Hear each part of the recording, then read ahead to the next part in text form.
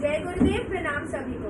हम लोग आज परम पूज्य गुरुदेव अर्थात पंडित श्री राम शर्मा आचार्य के 18 सत्संकल्पों में से 12वें सत्संकल्प को प्रस्तुत करने जा रहे हैं, जिसका नाम है नर नारी के प्रति परस्पर दृष्टि रखेंगे। श्री रामकृष्ण का विवाह अपने जन्म स्थान के समीप ही जयराम वाटी नामक गांव की श्रीमती शारदा मणि देवी से हुआ था। विवाह के समय वर की आयु 23 वर्ष की और वधू की आयु 5 वर्ष की थी। इसके कुछ समय बाद जब शारदा माता ने लोगों के मुख से सुना कि परमहंस देव पागल हो गए हैं, तो वे इसका ठीक पता लगाने दक्षिणेश्वर आकर वहीं रहने लगी। उस समय उनकी आयु 16 वर्ष की थी और परमहंस जी की आयु 34 वर्ष की थी।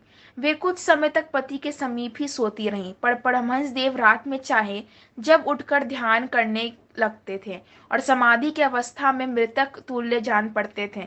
इसलिए शारदा माता को जगदम्बा का रूप समझकर कभी कभी उनकी सोड सुपचार पूजा किया करते थे। जब कभी वे बीमार हुई तो उनकी दवा दारू और परिचर्या में भी उन्होंने त्रुटि नहीं की।